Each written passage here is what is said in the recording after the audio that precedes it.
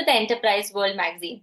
Today, we are thrilled to have with us Tim Hagen, the president of Progress Coaching and a true pioneer in the field of leadership and talent development. For nearly 3 decades, Tim has been transforming the way organizations cultivate their workforce through coaching excellence. Known for his innovative methods and emphasis on training reinforcement, Tim has helped countless leaders foster trust, deliver candid feedback, and inspire growth within their teams. In this exclusive interview, Tim shares his journey, the unique methodologies behind progress coaching, and his vision for the future of leadership in a rapidly evolving workplace. Let's dive into today's interview and explore the insights of this visionary leader. Welcome, Tim. It's amazing to have you with us today. Yeah, thank you. I appreciate being here. Okay, likewise. So we'll get started with our first question. So, in your opinion, how has your business leadership changed over the past few years? And also, what are the key quintessential qualities for a leader to thrive in this competition? Yeah, I would say, we started well over 30 years ago. And so when we started I think our first aha moment was when we were actually doing coaching. I would go into organizations for sales, customer service, and we would provide coaching services. And that was even unique back then. And I had a leader who actually hired me at three different companies say to me, "Is it the program or is it you?" And I said, "What do you mean?" He said, "Well, what happens if you leave the company?" And I was a consultant. I said, "But aren't you happy with the results?" He said, "Oh, I'm thrilled with the results." And what he really taught me as a client was, we don't know how to do what you know how to do. So we actually sat in a room and crafted the first leadership version of coaching. And I would say that the coaching industry has skyrocketed, and it's been estimated that the industry, according to the International Coaching Federation, certifications are up 57% just in the last couple of years. And the reason why is the pandemic really drew attention to coaching. It really drew attention to people. And so now, as we sit here today, if you have a leader who says, which we've been getting as an objection for 30 years, "I don't have time to coach," that objection is no longer really being accepted inside the company. So now coaching has become a mainstay inside companies. Now, with that being said, I would also tell you that people are struggle to coach. It's a different language. It's a different way to communicate with people. I mean, if I were coaching you and I just say, "You have a terrible attitude, cut it out." And if that worked, we wouldn't have a coaching industry. So how do you ask questions such as, what are you going to do to positively engage with Jimmy? What are you going to do to successfully overcome that? And that really takes leaders time. So now that coaching has grown in popularity, it's really grown in two facets. As coaching providers come in and actually coach people, or what we do is we teach leaders how to coach their employees, and we actually teach employees how to become coachable. That takes a lot of time and practice. And the major shift we're seeing right now is people want to do it.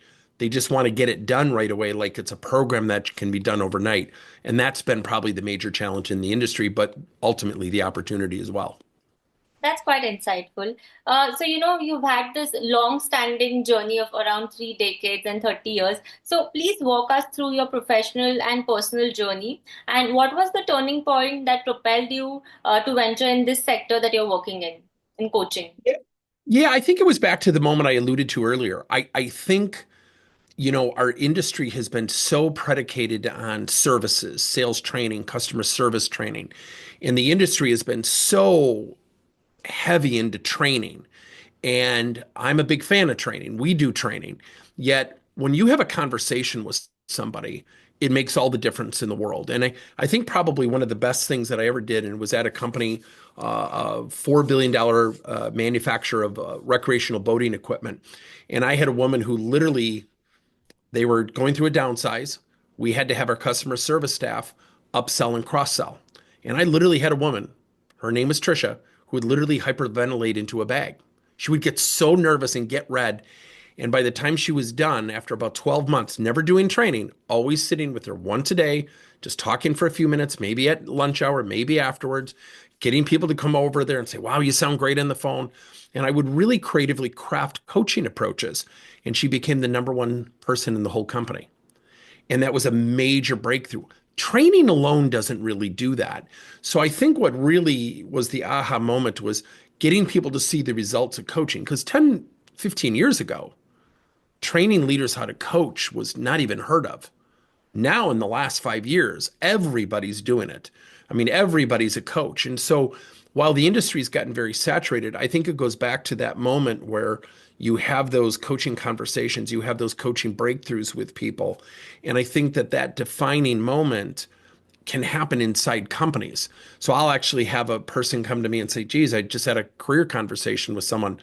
I didn't even know he or she wanted this goal. I had no idea because I think leaders are so busy today driving strategy and business imperatives.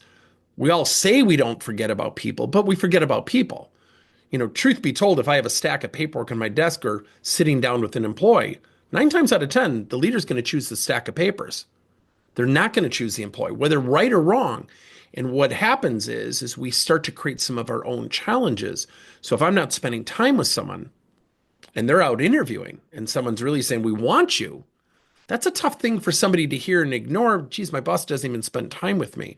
So the breakthrough are the success stories that clients have and really getting leaders to experience what a coaching conversation can do. And we call it defining moments. When someone says, geez, I didn't know this. Well, because you're asking questions and you're listening. That's as simple as coaching can be. It can be more complicated than that, but those are probably the major breakthroughs. That's tremendous. So, we'd definitely love to know more about the company. So, when was the company established, and also what was the mission and the vision of the company when it was established? Yeah, my background has been coaching. So I've played volleyball for 30 some years. I played against guys on the Olympic team. Um, and I got my first job coaching when I was 19 years old, coaching a high school team. And I fell in love with it. And I realized that's not training, that's coaching. And so when we started the company, we really started out doing sales training, customer service training. And I quickly realized it was very crowded, it was very saturated. And I would work with internal training departments who always viewed me as the enemy. Uh-oh, he's coming in here. He's trying to unseat us. And that wasn't really the objective, but I also got where they were coming from. Yet I also noticed something that when we started the company, that whether it was my training materials or the internal training department's materials or deliverables, they would literally say, we would hear these comments like, well, I didn't really buy into the programmer. I didn't get as much out of that as I wanted. And they weren't even attentive. They weren't even paying attention during the workshop. So is that bad training or are those non-attentive learners? And then I realized, well, what happens afterwards? So I'd say probably in the first 4 or 5 years, we made a decision. And I was actually out at a sales training event. And the sales training event went really, really well. And it was morphed in a lot of politics without getting too much into it. And the person who was chairing the session really did some things that were morally wrong. And I'm thinking, I'm going to be held accountable for this. Yet I'm not in charge of these people. I'm not doing the end of the year review. And so when leaders say, I don't have time to coach, it really puts a damper on their relationship with their employees, whether he or she is scheduling time or just arbitrarily giving people strength-based feedback. So for us, our initial mission was sales and customer service training. After that event in Las Vegas, I said, and I have not done since then, I have never done a sales training or customer service workshop. I will only make an exception if the managers agree to coach afterwards. And that was that defining moment. It differentiated us. We were kind of out on an island by ourselves. And as we're progressing now with AI and all the new tools coming out, the constant challenge is differentiating yourself. But just teaching leaders how to coach was a differentiator, geez, even just 10, 15 years ago. That's excellent. So, we talked about the company, we talked about the coaching, we'll talk about some strategies and methods, but we'll also come and touch upon the products now. So, what are the products and services offered by the company, and also how are you different from the competitors? Yeah, one of the things that we do is we teach leaders how to coach and we go way beyond the training. So we can do that in person, we can do that online, and we can also do it in an asynchronous manner, meaning they can do it self-paced. But it's different. It's not just taking an online course. You're assigned a coach that will give you feedback every single step of the way. The second thing that we do that I think is very unique is something called coaching pods. So when someone goes through training or learning, they will then attend coaching pods, which is our version or fancy version for our group cohort. But we do something very unique.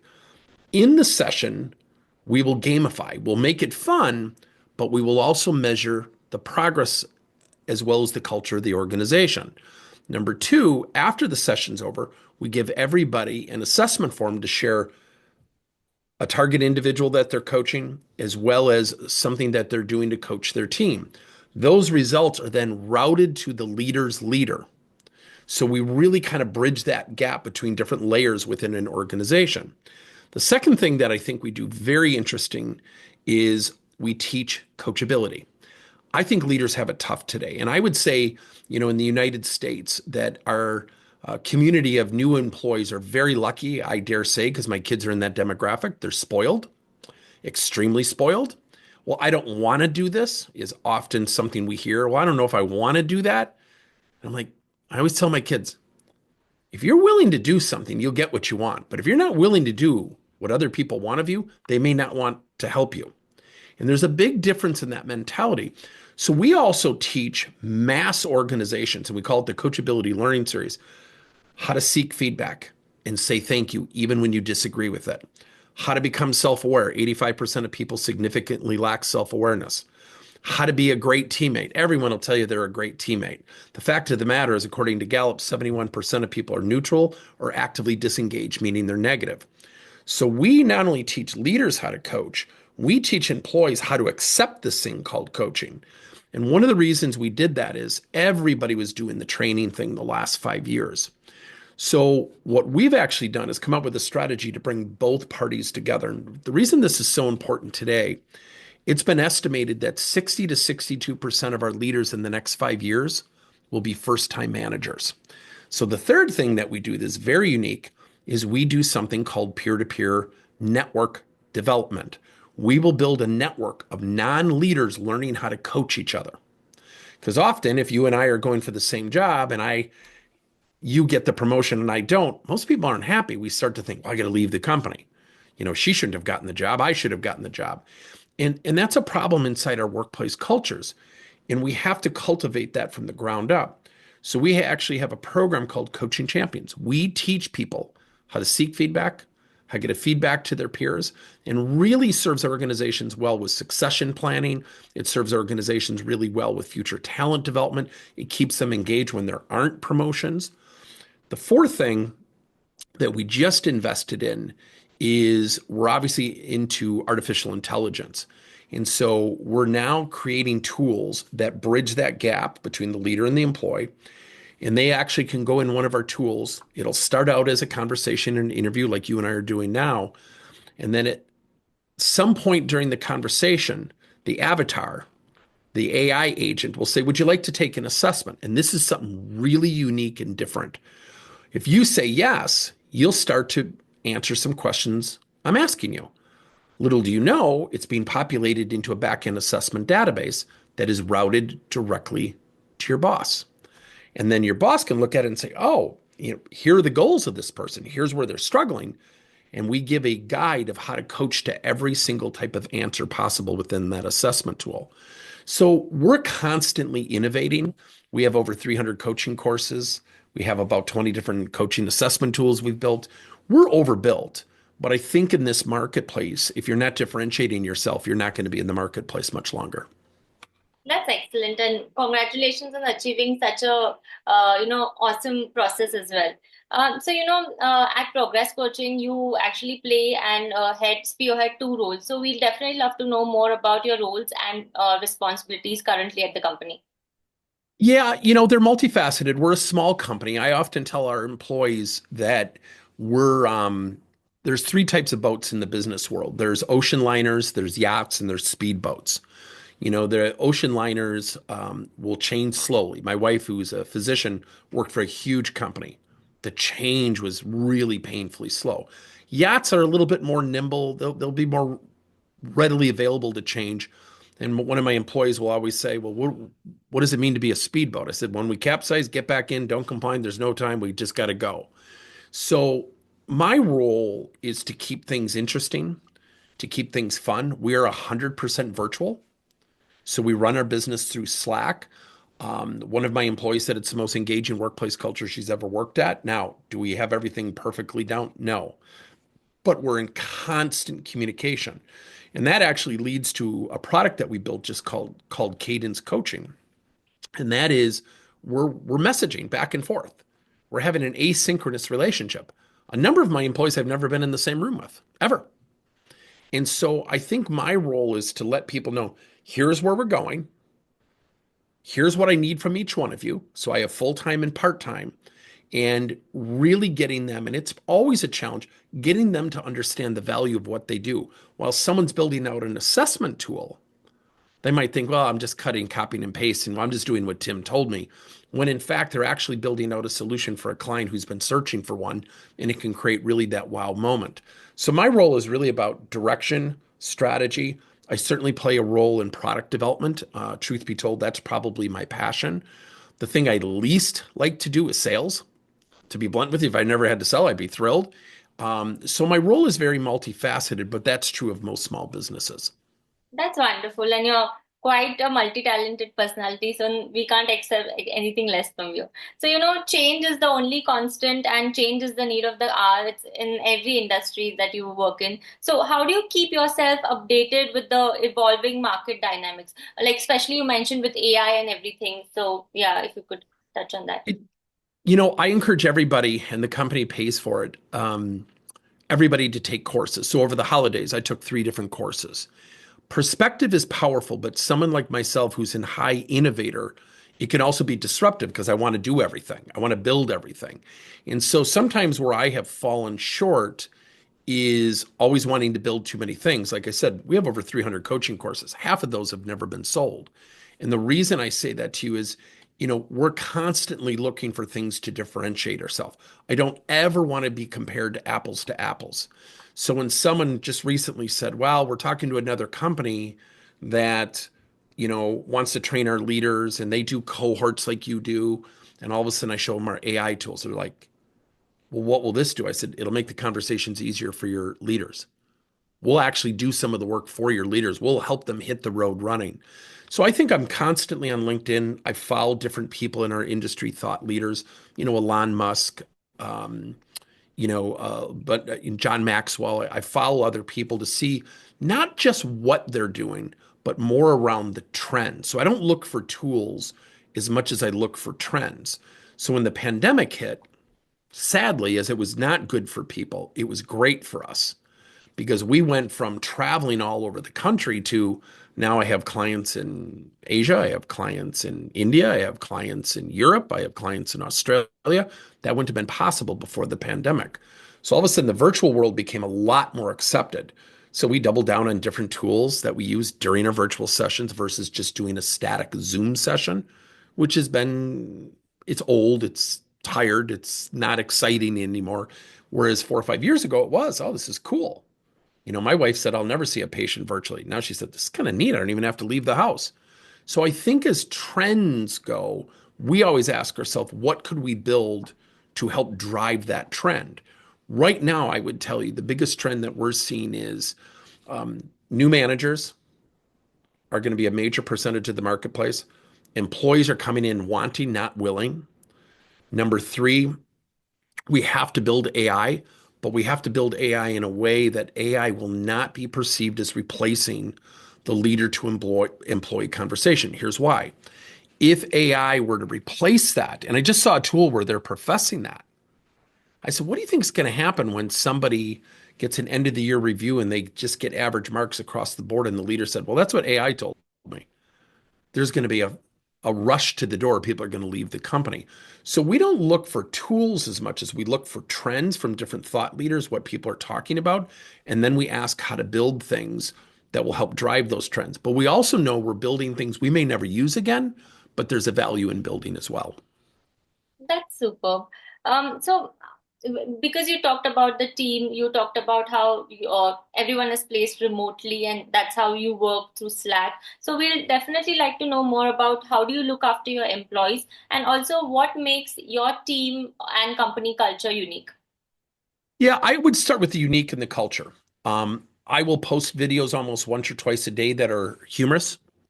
I'm a big fan, and I'm forgetting both ladies right now. There's a book out by 2 gals from Stanford University about the positive effects of laughter in the workplace. You know, We're not curing cancer. We're not solving the world's biggest problems. We get paid very, very good money to help people help people. That's how I break it down. So take the work for our clients serious, but don't take yourself so serious. If you make a mistake, I ask you to do one thing: answer before I can ask you, what did you learn from it? And then just move on. I don't dwell on it. And so our culture is one that encourages mistakes. And what I mean by mistakes is explore a tool, explore something, find out if it works. Well, what if it doesn't work? Then it failed. Then you move on to something that does work. And that can be very intimidating for people. It sounds great in theory, but there's a responsibility with failure too, and trying things that don't work. So I would tell you that culturally, we meet probably once or twice a month. I do one-on-ones with everybody. We also have group company meetings every month. I also do an end of the week company update in terms of where we're at financially. Debt, we have no debt, which I'm lucky to say. But that gives people a sense of calmness. But I always have to go back to, I probably thank each and every one of my employees practicing what we preach. Probably 3 to 7 times a week, I will thank each and every employee on something specific they did. And that is a big part of what we teach, strength-based coaching. If you focus on people's good things, it'll open up the doors where they have opportunities to improve. That in itself is tough for leaders. So we have to practice what we do internally for our external clients. That's quite a one of a kind of a company environment, and also kudos on achieving it, and thank you for keeping it so realistically. The way you answered it, it's completely amazing. So, with everything that you do, what is that sort of inspiration that drives you, or what is your motivation, or who is your inspiration and mentor that you look up to? My biggest one when I started this company over 30 years ago is a gentleman that just sadly passed away about 3, 4 years ago, was the founder of Intel, Andrew Grove. He lived by a famous statement, only the paranoid survive. So I get up every day. I start from 5 and I get to about 9 o'clock, and then I start seeing clients. But I always tell myself I've got 50% of the workday done before my competition gets out of bed. So I'm also famous for, we have a lot of agricultural clients in the United States. And I've done, I think now 44 one-on-one coaching sessions before 6 a.m. on Saturdays or Sundays. Now that sounds kind of nutty, but at the same time, I always go back. I don't charge for them. I don't ever want to be perceived as always billing a client for every single thing we do, because that can raise their eyebrows a little bit of like, okay, what are we getting from him? So what we try to do more than anything is really invest in our people internally, our people externally in terms of our clients. And so I'm always looking for different ways to take us to the next level. And I think part of my inspiration is figuring things out that most people won't tackle. So, like the AI tools we were talking about before, I mean, we literally are simulating a conversation for the leader. Because what we're finding is leaders really struggle with this. Leader says to me, geez, I was talking to John. He doesn't know where he wants to take his career. I said, well, what'd you say next? Well, I ended the conversation. And I'm not making fun of people. It's just they don't know where to take things. So conversational navigation, we have a long way to go. And so one of the things that we talked about before that we're building is a tool that literally can measure live and simulated coaching conversations statistically, so we can actually show people where they're getting in trouble, yet more importantly, what you can do to navigate conversations, to have a very fluid, employee-driven, impactful conversation. That's what my inspiration is figuring stuff like that out. That's great. Aligning to this question, I really like to know how do you ensure a work-life balance, and also what are your interests or hobbies beyond the cabin? Yeah, I would tell you I don't believe in work-life balance. I believe in balance.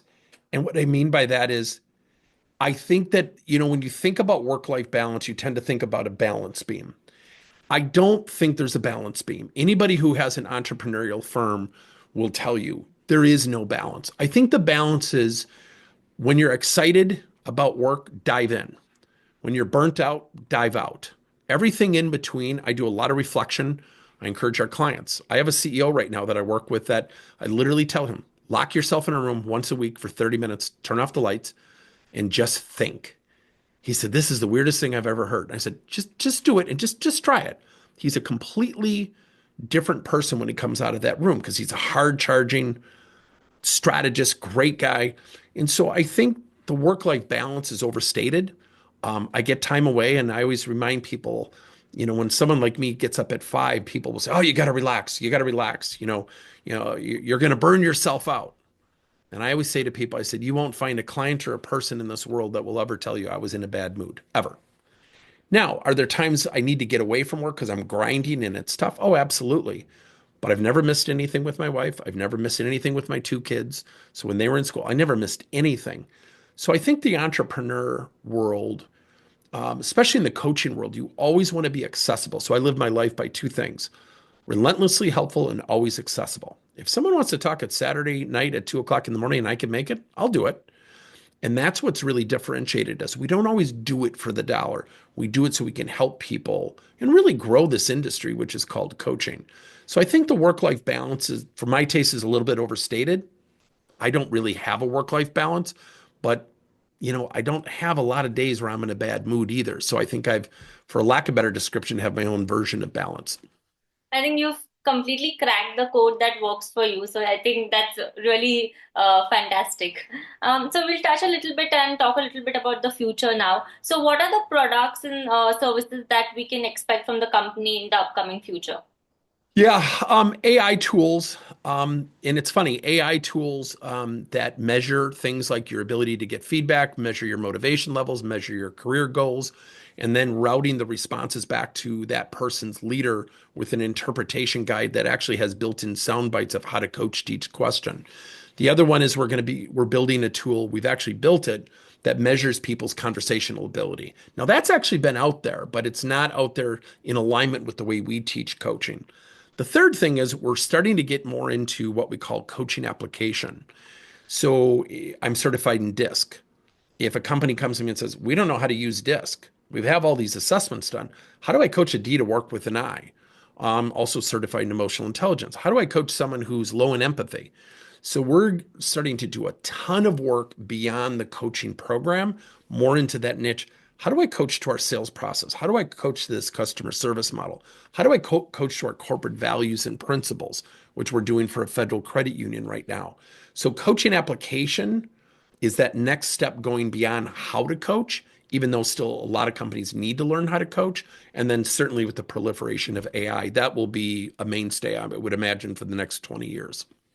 That sounds promising. So this brings us to the last question. We've achieved so much in with your professional career and your career trajectory, and because you are in coaching, what is that one piece of advice that you like to give to young business leaders, aspiring leaders who want to make it big in their careers?